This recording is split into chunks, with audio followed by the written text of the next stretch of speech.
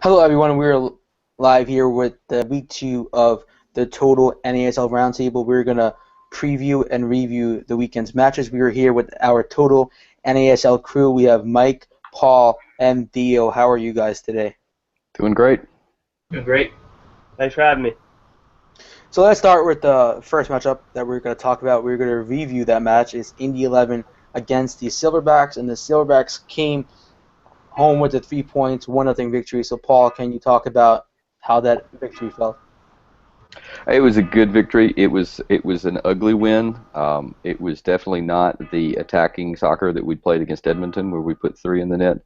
I thought Indy 11 did a great job defensively. I thought that we got a little bit lucky on that one goal, but sometimes that's you got to have a little luck, especially on the road. With this 3-5-2 that we've been playing, we've been able to flood the midfield and do a lot better job of possessing the ball than we did in the spring season, which I think is the major fundamental difference between finishing 11th in the table and being second in the table right now. So, Mike, can you talk about being on the losing end of a 1-0 scoreline?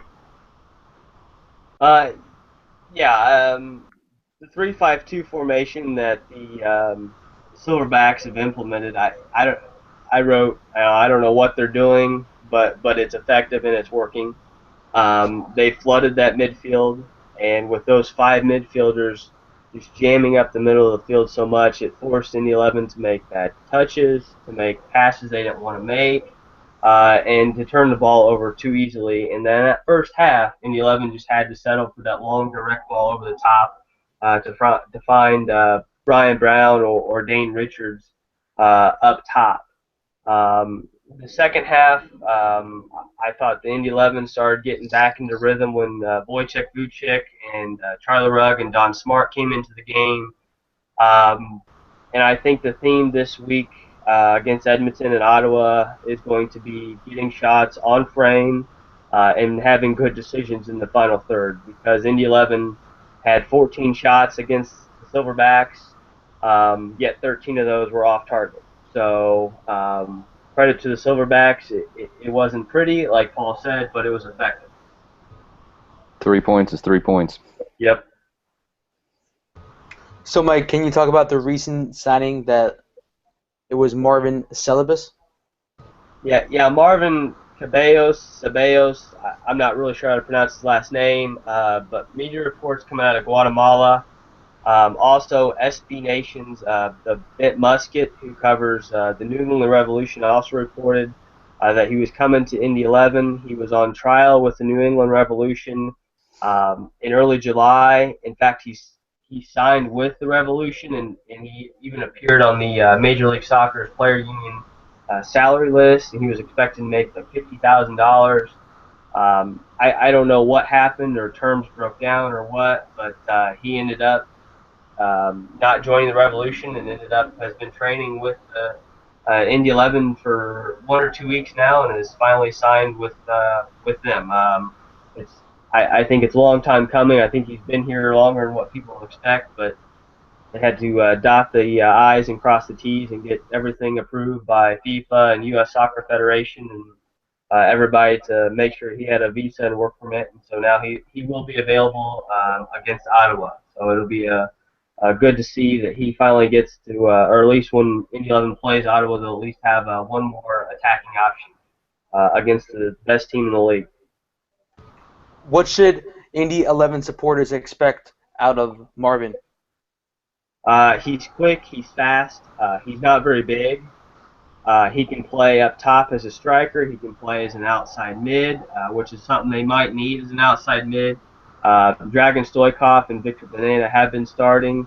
One of those two have been left in the game as Don Smart, super sub, has been coming in late in the games to give Indy 11 that extra energy boost, so he can play that position as well. I think with Dylan Mayers out for the next 4 to 6 weeks, I think Ceballos and Zach Steinberger and Wojciech Vucic can play that attacking midfield role as well. Or you might see him up top with Dane Richards or Brian Brown.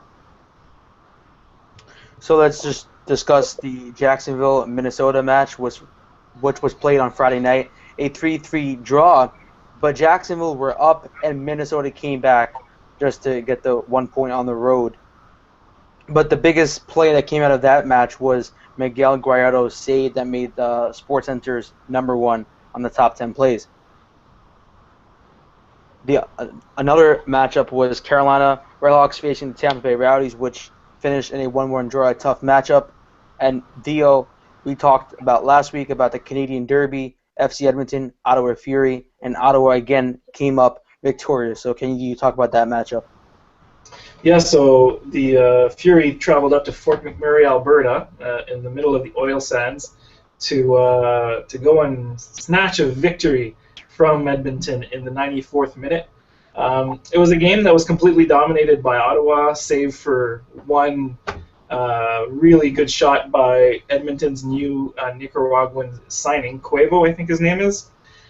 Other than that, there was no threat to the Ottawa goal, and it almost seemed like the Ottawa forwards were hexed for a while because they kept getting opportunity after opportunity, which they did not bury. I wrote in my notebook in the 76th minute, this is just not going in today. Thankfully, I was wrong, and in the 94th minute, Rafael Alves, our stalwart player of the week and excellent defender, put a header in off a Nubi Paripovic corner. He was unmarked, and there were 3 Fury players unmarked in the box when the ball came in. So that ball was going in the net. So it was a great victory for Ottawa, top of the table in both the fall and combined standings, and we're looking good. Too good. So do you know the attendance for that match? It was 1,174. Not a great figure. No. What does that stadium seat?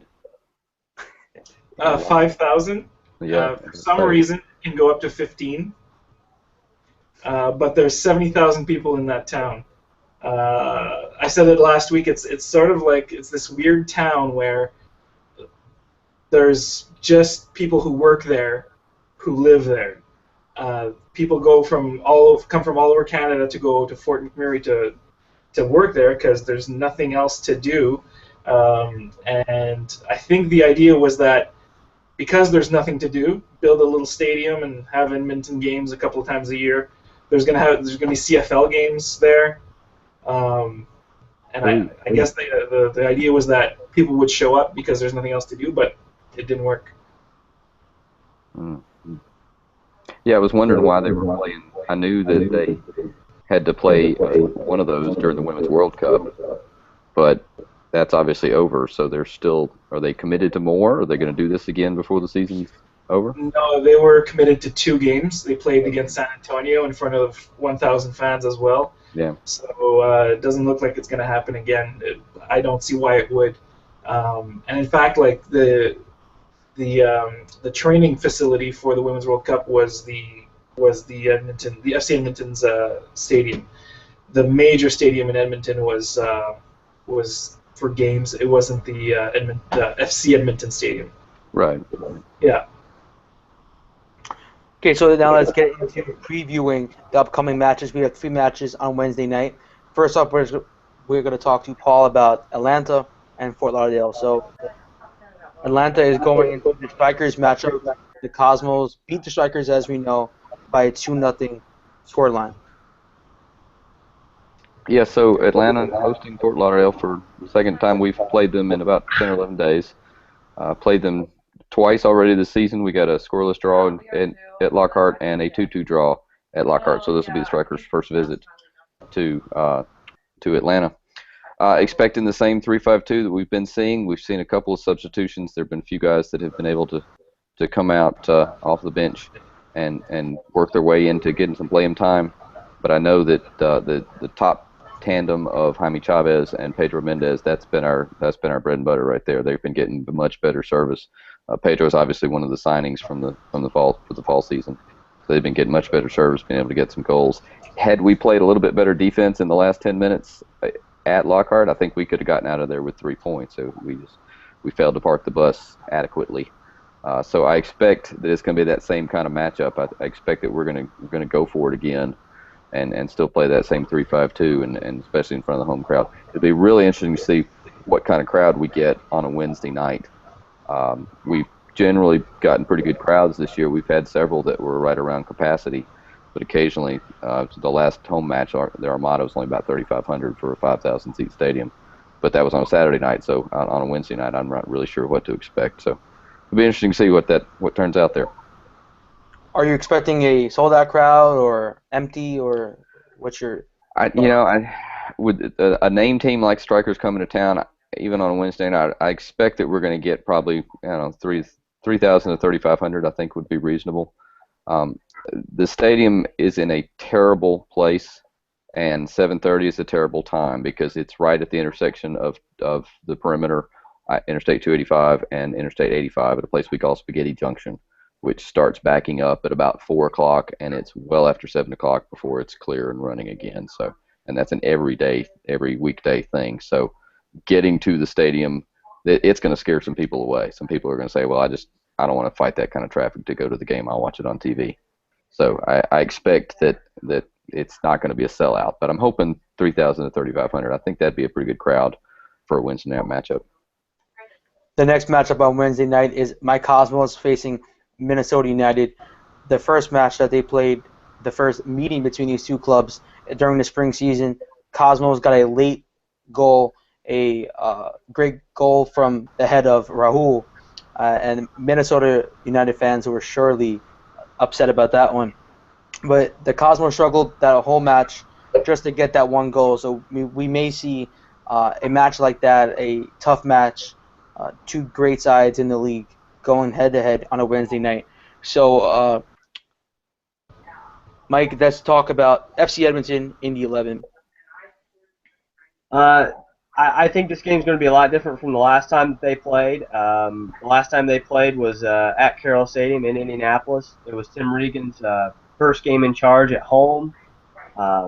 Indy 11 won easily, 3-0. Edmonton only managed one shot on goal in that game, but they were without a lot of key pieces, a lot of key players. Lance Lang being one of them. He was in Jamaica's national team down in Chile for the Copa America, and then in the Gold Cup for the was played here in the United States. So I think during the week, Edmonton's coming off a tough loss. Same as Indy 11. The long travel. Both teams are beaten up pretty heavily. I see it coming out as a 0-0 or a 1-0 type of game. It's not going to be pretty. It's going to be. I think it's going to be pretty heavily. And Paul, the Silverbacks have a short turnaround. They face the Scorpions on Saturday. So can you talk about that short turnaround and would it hurt the Silverbacks? Well, the first great thing about the short turnaround is that they're both home matches. We've already had one short turnaround playing Ottawa and Edmonton back to back, and we stayed in Canada for that. So a little bit of travel, a little bit of staying in hotels, so we could sleep in our own beds. That's a big plus. I think you're going to see some of the depth that we saw at that same Ottawa and Edmonton, those two matches. I think you're going to see some players like Matt Hort's going to get a little bit more playing time. He's coming in late as a sub. He was a pretty consistent starter in the spring season, but he's one of those that got bumped because of all the signings. So I think you're going to see him a little bit more. Mohamed Isahaku, and I'm pretty sure I'm butchering his name. He started, I believe, against Ottawa in that midweek match. So I think we're probably going to see him, maybe a late sub. We have players on the field that have played every minute of every game we've played, both league and the two U.S. Open Cup matches we played. And it's the dog days of August. It's going to be 96, 97 degrees. And on that AstroTurf at 7:30 on Wednesday night, I'm sure it's going to be 110, 115 degrees. And so you got some players that have played every minute. They're going to have to sit. I would not be shocked to see Simon Mensing either come off to the last half hour or maybe not even start. Maybe have him start the match on the bench. Because some of those players, they've got to start sitting some of those players. Rashawn McKenzie's played most of it. Paul Black's played most of it. Kyle Porter, I think, has played all but one match. So some of those players, I'm pretty sure, have got to come off, and we've got to start testing some of our younger players. And the Cosmos, they face the Strikers once again, second week, the weekend matchup that they will face. The Strikers at Fort Lauderdale, I predict a Cosmos victory, of course, but they won 2-0 on Sunday. So, Theo, Indy 11 facing the Ottawa Fury. Thoughts on that matchup? Well, the history is in Ottawa's favor. I think they've played 5 matches and 4 or 5 matches, and Indy's only won one. It's always a victory one way or another. There have been no draws between these teams. Um, 11-game unbeaten streak. I've got to side with Ottawa. Uh, they've they've started winning on the road. The Edmonton game was a good test to go out and win on the road. It's been one of the only weaknesses on this team is that they haven't gotten the 3 points on the road. I've got to go with I'm going to go 2-0 Ottawa win. And we also made a new signing this morning, a striker from Germany. His name, and let me look this up so that I don't mess it up, it's Ugur Albayrak. And he's been bouncing around the lower divisions of the Germany's pyramid. And he has, depending on the reports you look at, between 35 and 56 goals in 160 appearances. So he can find the back of the net. Whether he can do so in NASL remains to be seen. It seems to be another one of these deep finds that Marc Dos Santos has put together. If you remember last year, we went and got Romuald Peiser, our great keeper that no one had ever heard of in Europe. And let's hope this new kid, this striker from Germany, can put the ball in the net, because that's the one weakness in terms of team play that we've had, is that Tom Heineman is our lead scorer with 4. It's been goals by committee for this club, and I prefer one guy going a lot of goals, like to be able to rely on someone. It's not for everyone. Goals by committee works for some teams, but I guess I can't complain too much when we're top of the table. So the next matchup is Tampa Bay Rowdies, Jacksonville Armada, another Florida derby, which derbies are pretty exciting in this league. The last derby matchup between the Rowdies and the Strikers won. They were victorious. Hopefully we see a great matchup. I wish we would have had Thomas Rongen on the show to talk about this matchup, get his thoughts going into this derby matchup, but Thomas Rongen is a no-show. Hopefully we have him next week. But it's going to be a tough matchup, and this derby is going to be great as last week's Canada derby. Minnesota United, FC Edmonton, they're both going to be playing midweek, and both short turnarounds for both clubs.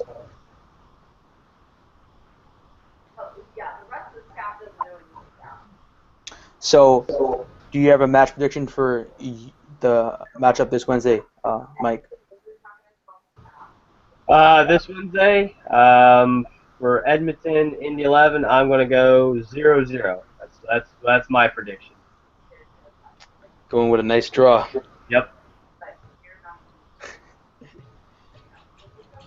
So, what are your thoughts on the spring season? Because everyone doesn't like it, or what's your thoughts? Let's start with Mike. My thoughts? Yes.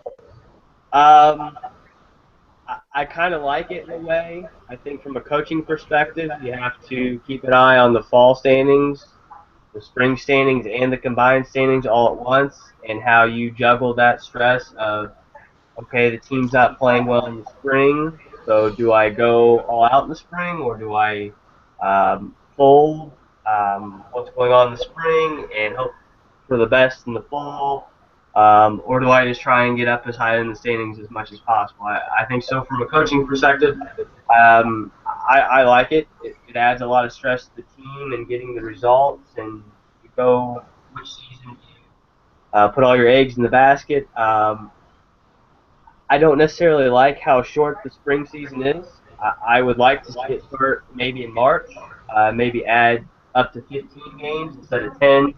But then you get into the the factors of maybe Edmonton might be on the road for like the first 2.5 months, because obviously it was still snowing in May up in Edmonton. So I don't know if that would be fair to all teams to maybe have a 15 game spring season. So as of right now, I like it.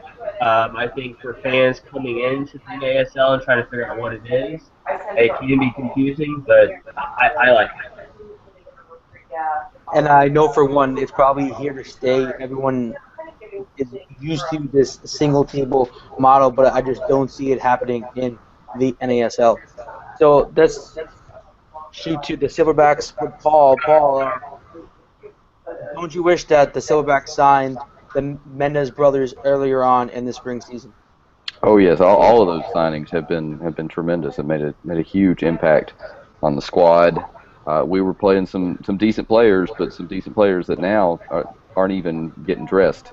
They're not even making the travel squad. We're only traveling with 16, and we've left some players that played significant minutes in the spring season. We've left them at home because they're not going to make the squad.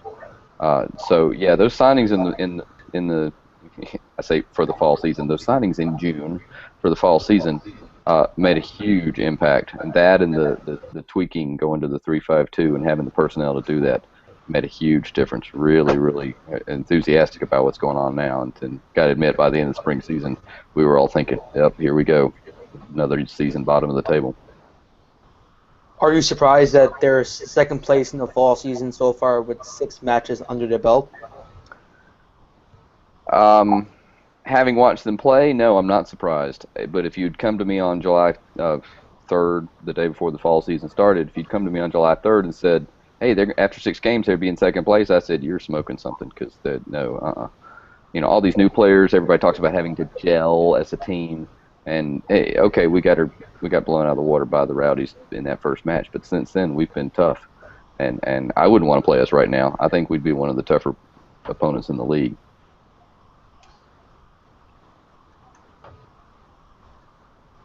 So, Mike, with Indy 11, there has been a lot of talks about a stadium. It feels like the club hasn't talked about it so much. So, can you talk to the viewers about the process and what's going on with the stadium plans?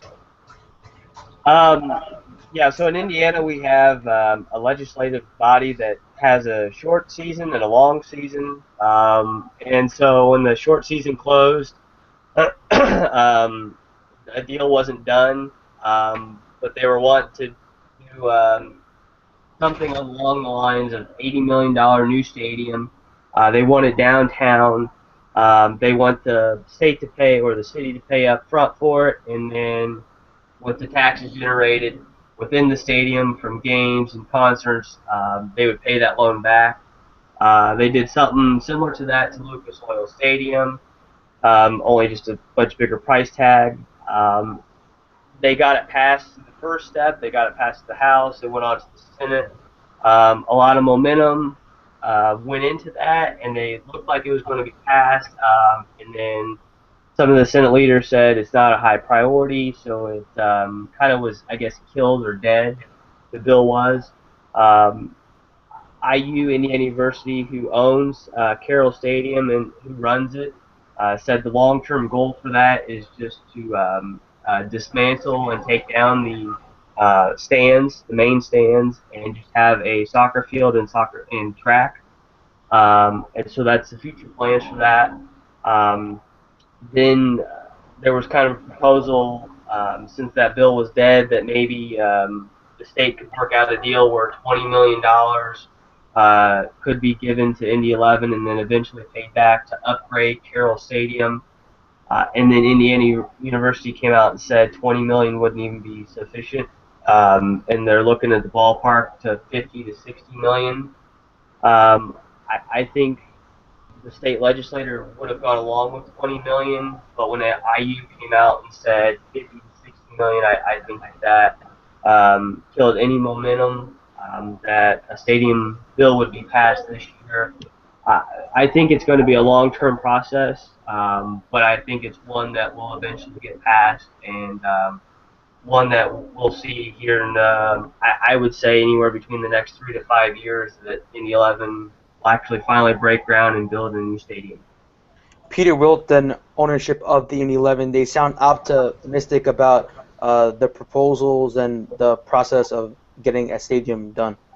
Yeah, Ursula Ozdemir, who is the owner, also owns a construction company here in Indianapolis, and he's building a brand new hotel downtown.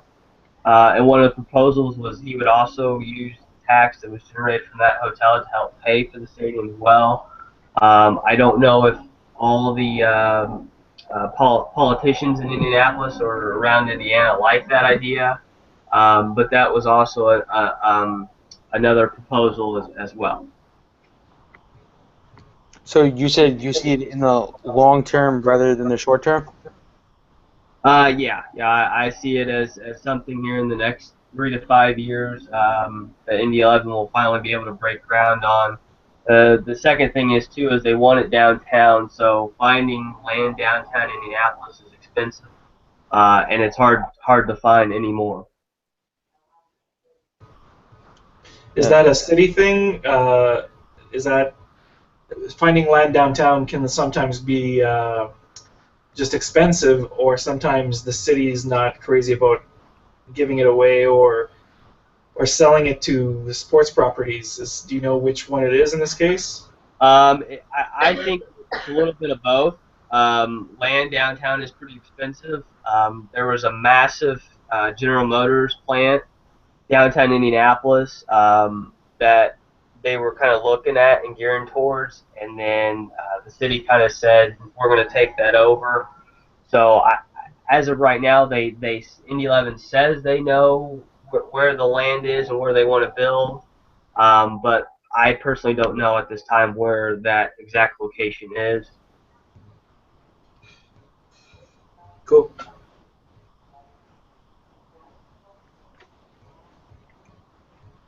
So that's all the time we have for tonight. So thank you guys for coming on the show. Thanks for having us. Pleasure to be here. Thank you.